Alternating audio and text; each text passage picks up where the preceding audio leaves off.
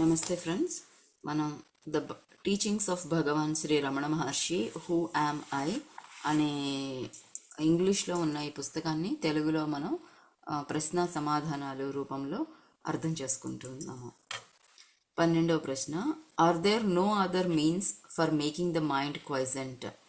మనకి ఇంతకుముందు ఎపిసోడ్లో నువ్వెవరు అంటే నేను ఒక ఆత్మని, ఒక అవేర్నెస్ని, and nature of mind and మైండ్ని ఎలాగా అర్థం చేసుకోవాలి, మైండ్ని ఎలా కామ్గా ఉంచాలి, ఎలాగ ప్రతి క్షణం కూడా నేనెవరు అనే ఆలోచనని పెట్టుకొని ఆ ఆలోచనతో ఉండాలి, ఇవన్నీ కూడా ఇంతకుముందు ఎపిసోడ్లో తెలుసుకున్నాము. ఇప్పుడు ఏమడుగుతున్నారంటే మనసుని కామ్గా ఉంచడానికి వేరే మార్గాలు ఏమన్నా ఉన్నాయా అని అడిగారు. Other than enquiry, there are no adequate means. If through other means it is sought to control the mind will appear to be controlled, but will again go forth. Through the control of breath also, the mind will become quiescent, but it will be quiescent only so long as the breath remains controlled. And when the breath resumes, the mind also will again start moving and will wander as impelled by residual impressions. అంటే ఇంతకుముందు చెప్పారనమాట, ధ్యానం చేయడం అనేది ఒక పద్ధతి, ధ్యానము. అలాగే నేనెవర్ని అని ప్రతి క్షణం కూడా మనల్ని మనం ప్రశ్నించుకోవడము, ఆ ఆలోచనతో ఉండడము, ఇది నేను కాదు, ఇది నాది కాదు, ఇది నేను కాదు, ఇది నేను కాదు అని అనుకోవడము, ఎంక్వైరీ అనేది చెప్పారన్నమాట. ఈ రెండు కూడా మార్గాలు అని చెప్పారు. సో వాళ్ళు అడిగారు, ఇంకా వేరే మార్గాలు ఏమన్నా ఉన్నాయంటే ఎంక్వైరీ చేసుకోవడం తప్పితే వేరే మార్గం లేదు అన్నారు. ఎందుకు అంటే ధ్యానంలో ఉండేటప్పుడు మన శ్వాసను మనం గమనిస్తూ దాన్ని ఒక కంట్రోల్లో ఉంచుతామన్నమాట. ఆ ఆలోచనలు రాని స్థితిలో ఉంటాము. అలాంటి సమయంలో మనము మనతో ఉంటాం, మనం ఎవరమో ఆ అవేర్నెస్, కాన్షియస్తో ఉంటాం, మనసుని క్వైట్గా చేస్తాము. ఆ ధ్యానంలోంచి బయటికి రావడంతోనే వెంటనే మళ్ళీ ఈ భౌతిక ప్రపంచంలోకి వెళ్ళిపోయి మాయలో పడిపోయేసి మళ్ళీ మనము మైండ్ అంతా కూడా అన్ని విషయాల మీద వెళుతూ ఉంటుంది. అందుకోసమని ఏం చెప్పారంటే, శ్వాసని గమనించడము ధ్యానంలో ఒకటి అయితే, ఇంకొకటి బయటకు వచ్చిన తర్వాత మనల్ని మనం ఎవరు నువ్వు, నేనెవరు అని ప్రశ్నించుకుంటూ ఏది నేనైతే కాదో, నా కళ్ళతో చూసేది అన్నీ కూడా ఏది అవన్నీ నేను కాదు, అవన్నీ తీసేయాలి అని చెప్పారు. The source is the same for both mind and breath. Thought indeed is the nature of the mind. The thought I is the first thought of the mind, and that is egoity. It is from that whence egoity originates that breath also originates. Therefore, when the mind becomes quiescent, the breath is controlled. And when the breath is controlled, the mind becomes quiescent. But in deep sleep, although the mind becomes quiescent, the breath does not stop. This is because of the will of God, so that the body may be preserved and other people may not be under the impression that it is dead. In the state of waking and in samadhi, when the mind becomes quiescent, the breath is controlled. Breath is the gross form of mind. Till the time of death, the mind keeps breath in the body. When the body dies, the mind takes the breath along with it. Therefore, the exercise of breath control is only an aid for rendering the mind quiescent, manonigraha. It will not destroy the mind, manonasa. So మన కళ్ళు తెరవగానే మనసు అంతా ఇటు వెళ్ళిపోతూ ఉంటుంది, అటు ఇటు తిరుగుతూ ఉంటుంది. మన మనసు, మన యొక్క శ్వాస రెండు ఒకటే చోటు నుంచి వచ్చాయి అని చెప్తున్నారన్నమాట. ఆలోచన అనేది మనసు యొక్క ప్రకృతి. మనసు ఉంది అంటే ఆలోచన చేస్తూ ఉంటుందన్నమాట. ఆలోచన ఎలా మొదలవుతుంది? మొదటి నుంచి అసలు మొదలు పెట్టడమే ఐ దగ్గర మొదలు పెడుతుంది. ఎందుకంటే ఆ ఐ అనేదే ఆలోచన చేస్తుంది అనమాట. ఉదాహరణకి ఆ, ఆ, వారు వస్తున్నారు అని నేను అనుకున్నాను అనుకుందాం. వారు వస్తున్నారు అనేది నేను ఆ, నా రూపంలోంచి నేను చెప్తున్నాను అనమాట. వాళ్ళు రావడం అనేది నాకు ఇష్టం లేకపోయినా, వాళ్ళు ఇంపార్టెంట్ పీపుల్, ముఖ్యమైన వాళ్ళు వస్తున్నారు. సో దానికి నేను ఎలా తయారు చేయాలి, ఎలాంటి ప్రిపరేషన్స్ చేయాలి, వాళ్ళు నాకు ఎంతమైన ముఖ్యమైన వాళ్ళు, ఇవన్నీ కూడా ఆ నేను దగ్గర నుంచి మొదలవుతుంది అనమాట. సో ఏదైనా సరే ఆలోచన అనేది నేను, నాది, నా యొక్క, అలా నేను అనే ఆ నేనే మాట్లాడుతుంది అనమాట. సో దాన్నే అహంకారము అన్నారు. ఈ విశ్వం మొత్తము భగవంతుడే గనుక, భగవంతుడైతే ఆ నేను దగ్గర ఉండడు అనమాట. మొత్తంతో సరెండర్ అయిపోయి ఉంటాడు భగవంతుడు. సో నేను నన్ను, ఈ సమయాన్ని, ఆ, వేరే వేరే సమయాలు, వేరే వేరే రోజులు, వేరే వేరే మనుషులు, ఇలా ఎప్పుడైతే సపరేట్ చేశానో అప్పుడు నాకు ఒక అహంకారంతో నేను ప్రవర్తించినట్లు అవుతుంది.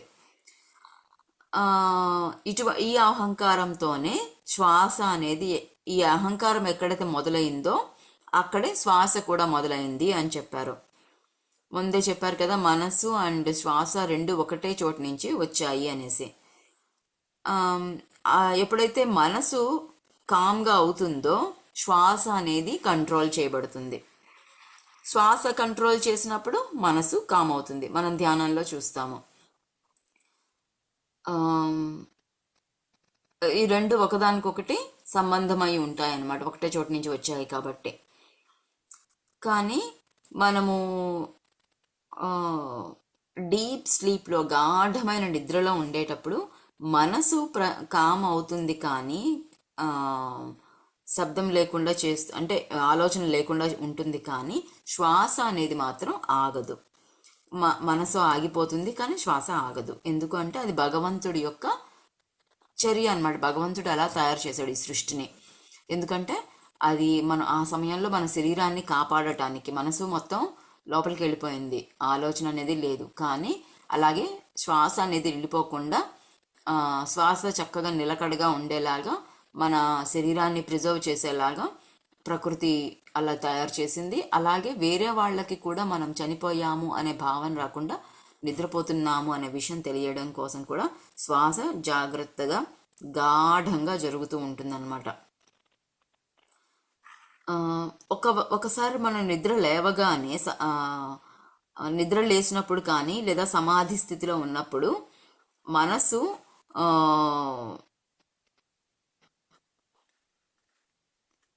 ప్రశాంతంగా ఉన్నప్పుడు శ్వాస అనేది కంట్రోల్లో ఉంటుంది. ఇది మనకు తెలుసు కదా. ఇప్పుడు సమాధి స్థితిలో ఉండేటప్పుడు శ్వాస జరుగుతూ ఉంటుంది, కామ్గా ఉంటుంది. అదే గనక మనం నిద్ర లేచిన తర్వాత మెలకువగా ఉండేటప్పుడు కూడా శ్వాస జరుగుతూ ఉంటుంది.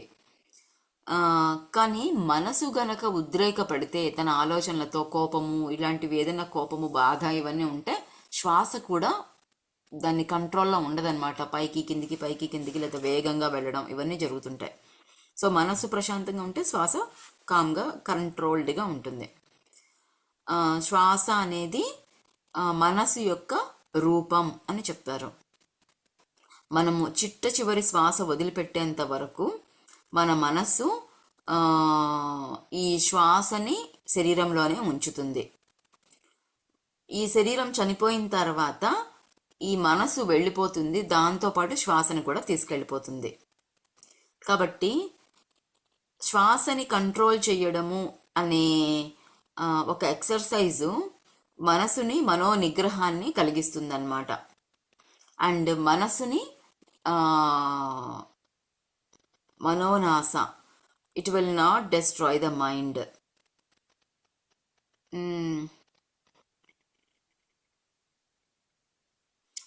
సో బ్రెత్ కంట్రోల్ అంటే శ్వాసని కంట్రోల్ చేయడము అనే ఒక ఎక్సర్సైజ్ ఏదైతే ఉందో అది మనసుని నిగ్రహం చేస్తుంది, కానీ మనసుని పూర్తిగా నాశనం చేయదనమాట. మనసు అనేది ఉంటుంది కానీ ఇది నిగ్రహిస్తుంది అనమాట, ఈ బ్రెత్ కంట్రోల్ అనేది. ఈ మనకి తెలుసు కదా, దీర్ఘమైన శ్వాసలు, ప్రాణాపాన ప్రాణాయామము ఇవన్నీ కూడా మనసుని కంట్రోల్ చేస్తాయి. ఎందుకంటే మన ఆలోచన అంతా కూడా మన శ్వాస మీద ఉంటుంది కాబట్టి ఆ సమయంలో. Like the practice of breath control, meditation on the forms of God, repetition of mantras, restriction on food, etc. are but aids for rendering the mind quiescent. అంటే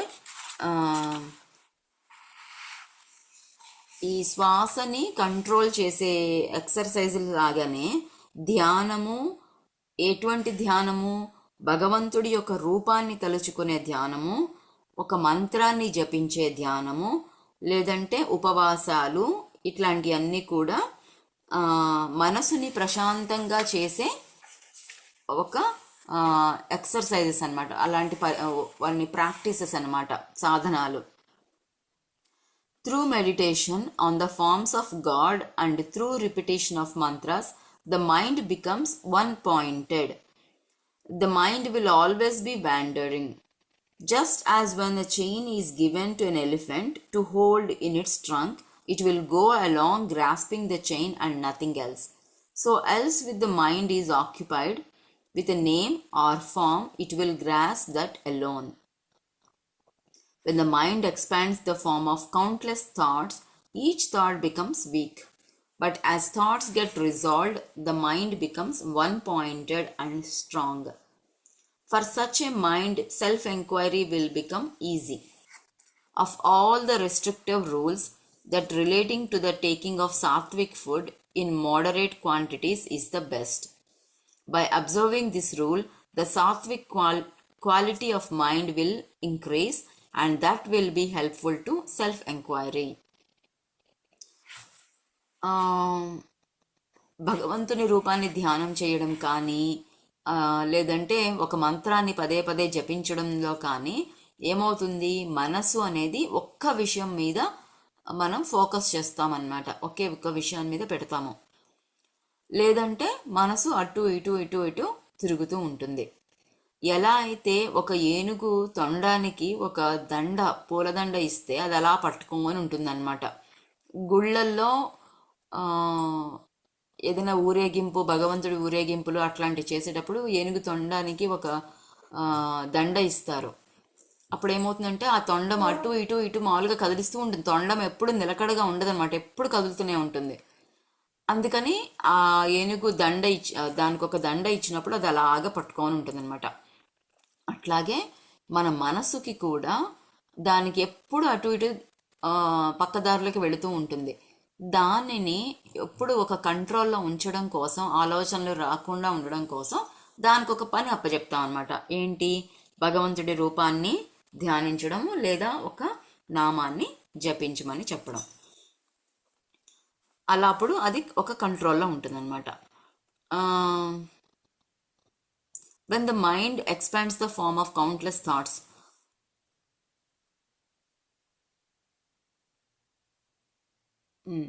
మనము మన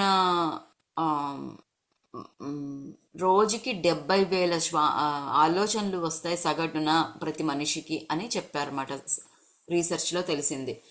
అంటే అన్ని ఆలోచనలు, లెక్కలేనన్ని ఆలోచనలను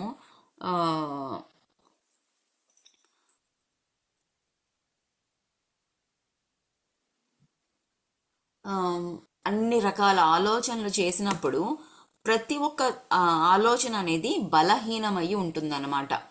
అంటే మన మనసు, మన దృష్టి ఎక్కడైతే పెడతామో అక్కడ సృష్టి జరుగుతుంది, లేదా మన దృష్టి ఎక్కడైతే ఉంటుందో అక్కడ ఎనర్జీ అనేది పెడుతుందన్నమాట.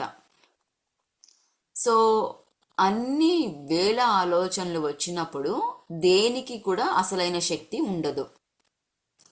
అదే ఒక్క విషయం మీద మనము శ్రద్ధ పెట్టినప్పుడు దానికి శక్తి వెళుతుంది, అది మేనిఫెస్ట్ కూడా అవుతుంది అనమాట. అదే గనక మనము ఒక్క విషయం మీద శ్రద్ధ పెట్టినప్పుడు ఆలోచనలన్నీ కూడా, బలహీనమైన అవసరం లేని ఆలోచనలన్నీ కూడా వెళ్ళిపోతాయి. అండ్ తర్వాత ఏం జరుగుతుంది, మనసు నేనెవరు అని తెలుసుకోవడంలో అది ఈజీ అవుతుంది అనమాట. నా గురించి నేను అర్థం చేసుకోవడం, నేను ఎక్కడి నుంచి వచ్చాను, నేను అంటే ఏంటి అని నేను సెల్ఫ్ ఎంక్వైరీ అనేది ఏదైతే ఉందో అది తెలుసుకోవడానికి ఈజీ అవుతుంది. ఎందుకు? మన మనసు చాలా ఆలోచనల దగ్గర నుంచి ఒకే ఒక్క వన్ పాయింటెడ్ ఫోకస్ చేసిన ఆలోచన దగ్గరికి వచ్చాం కాబట్టి. Of all the restrictive rules that relating to the taking of sattvic food in moderate quantities is the best.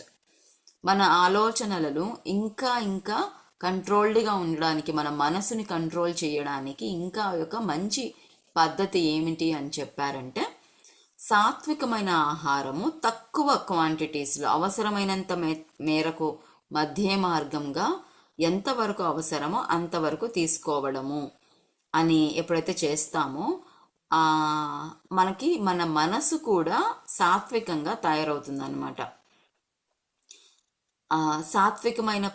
సాత్వికమైన గుణాలను మన మనసు నేర్చుకుంటుంది.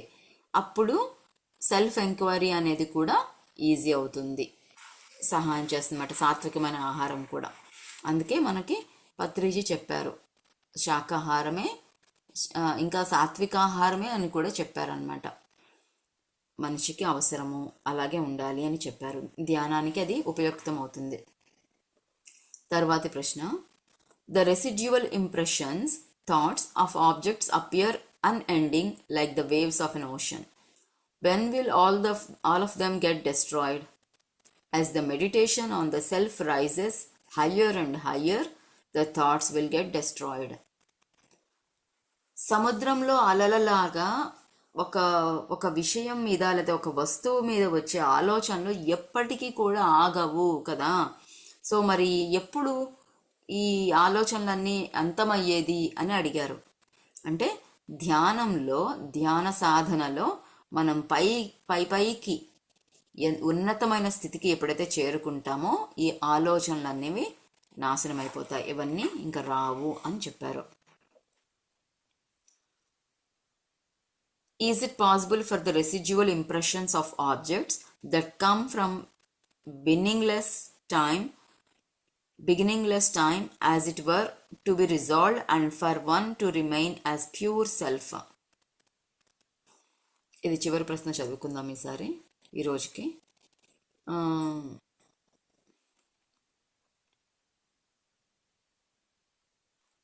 Without yielding to the doubt it is possible or not, one should persistently hold on to the meditation on the self. Even if one be a great sinner, one should not worry and weep. Oh, I am a sinner, how can I be saved? One should completely renounce the thought I am a sinner and concentrate keenly on meditation on the self. Then one would surely succeed. There are not two minds, one good and the other evil. The mind is only one. It is the residual impressions that are of two kinds, auspicious and inauspicious. When the mind is under the influence of auspicious impressions, it is called good. When it is under the influence of inauspicious impressions, it is regarded as evil.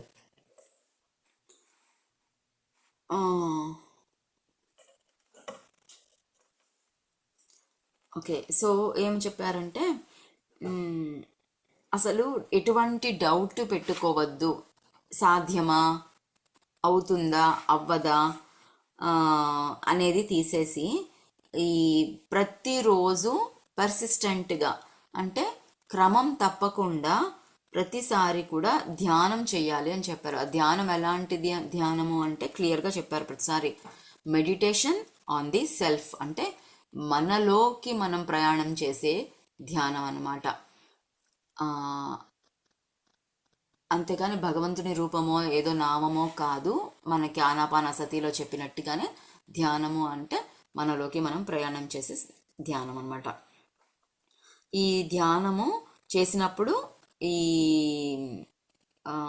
ఆలోచన అనేది ఉండదు, సందేహాలు అనేవి ఉండవు. అలాగే నేను పాపిని కదా, ఎన్నో పాపాలు చేశాను, నాకు కుదురుతుందా, నాకు ఆ లోపలికి వెళ్ళడానికి, ఆ భగవంతుడిని చేరుకోవడానికి నేను చేయగలనా, నేను సక్సెస్ అవుతానా, నాకు అర్హత ఉందా, ఇటువంటి అన్ని ఆలోచనలన్నీ కూడా తీసేయాలి. ఎప్పుడు కూడా మనసు అనేది ఒకటే ఉంటుంది, రెండు రకాల మనసులు ఉండవు కదా. ఒకటి చెడుది ఒకటి మంచిది అనే, ఎప్పుడు మంచి గురించి ఆలోచించే మనసు, చెడు గురించి ఆలోచించే ఇంకో మనసు అంటూ ఉండదు, ఒకటే ఉంటుంది. ఆలోచనలు మనం వదిలిపెట్టేసి ఇంకా చాలు, నేను ఇంక అటువంటి ఆలోచనలు చెయ్యను అని అనుకొని ఏదైతే ఉంటామో, ఆ పాత జ్ఞాపకాల ద్వారా, పాత పద్ధతులు, పాత అలవాట్లు, నమ్మకాలు, ఈ మన కల్చరు, దీన్ని బేస్ చేసుకొని మనకి మంచిది చెడు అని రెండు రకాల ఆలోచనలు వస్తాయన్నమాట. మంచి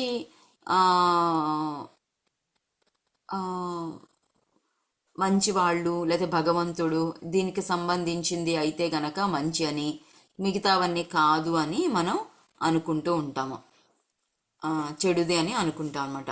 the mind should not be allowed to wander towards worldly objects and what concerns other people. However bad other people may be, however bad other people may be, one should bear no hatred for them. Both desire and hatred should be eschewed. All that one gives to others, one gives to oneself. If this truth is understood, who will not give to others? When oneself arises, all arises. When oneself becomes quiescent, all becomes quiescent. To the extent we behave with humility, to that extent there will result good. If the mind is rendered quiescent, one may live anywhere. మనసు అనేది అటు ఇటు ఇటు అటు ప్రాపంచికమైన విషయాల మీద వెళ్తూ ఉంటుంది. అలాగే వాళ్ళేమనుకుంటారు వీళ్ళేమనుకుంటారు, వాళ్ళ గురించి వీళ్ళ గురించి కూడా ఆలోచిస్తూ ఉంటుంది అన్నమాట. మనము దాన్ని మాత్రం అరికట్టాలి. మనసుని వేరే ఆలోచనల మీద, వేరే వాళ్ళ మీద ఆలోచించకుండా దాన్ని అరికట్టాలి. ఆ ఎదుటి వాళ్ళు ఎంత చెడ్డవాళ్ళైనా కానీ వాళ్ళని మనం ద్వేషించకూడదు. కోరిక ఉండకూడదు, ద్వేషం కూడా ఉండకూడదు. కావాలి వద్దు అని రెండు ఉండకూడదు. మనము ఇతరులకు ఏదైతే ఇస్తామో అదే మనం తిరిగి పొందుతాము. ఏదైతే మనము ఏదైతే ఇతరులకి ఇస్తామో అదే మనకి మనం చేసుకుంటున్నట్టు, మనకి మనమే ఇచ్చుకుంటున్నట్లుగా అర్థం. అదే ప్రకృతి యొక్క నియమం అన్నమాట. ఇదే సత్యము. ఈ విషయాన్ని మనం అర్థం చేసుకోవాలి. ఎప్పుడైతే ఈ విషయాన్ని అర్థం చేసుకుంటామో, ఇతరులకి ఇస్తే అదే మనకి వస్తుంది అనే సత్యాన్ని ఎప్పుడైతే అర్థం చేసుకుంటామో, మరి ఇతరులకి ఇవ్వకుండా ఎందుకుంటాము? ఇతరులకి మంచి ఇస్తాం కదా, చెడు ఇవ్వము. ఎప్పుడైతే మనము ఉన్నతంగా ఎదుగుతామో ప్రకృతి అంతా కూడా ఎదుగుతుంది, మన చుట్టూ ఉండే ప్రకృతి అంతా ఎదుగుతుంది. మనం ఎప్పుడైతే మనసు ప్రశాంతంగా చేసుకుంటాం, మన చుట్టూ పరిస్థితులన్నీ కూడా ప్రశాంతంగా ఉంటాయి. మనం ఎప్పుడైతే ఒక హుందాగా, గౌరవంతో, ప్రశాంతంగా, ప్రేమతో ఉంటామో మనము ఆ రిజల్ట్ కూడా మంచిగా సంపాదిస్తాము. ఎప్పుడైతే మన మనసు ప్రశాంతంగా ఉంటుందో మనం ఎక్కడికి వెళ్ళినా కూడా అక్కడ హ్యాపీగా జీవించగలము. ఎందుకంటే మనలోంచే ఆ సృష్టి జరుగుతుంది కాబట్టి. మనం ప్రశాంతంగా ఉంటే మన చుట్టూ పరిస్థితులు కూడా ప్రశాంతంగా ఉంటే ఎక్కడైనా మనం జీవించగలుగుతాము. అది మాస్టర్స్, ఈరోజు మనం 14వ ప్రశ్న వరకు మనం ముగించుకున్నాము. ఎవరైనా ఏమన్నా కామెంట్స్ లేదా ప్రశ్నలు ఏమైనా ఉన్నాయా?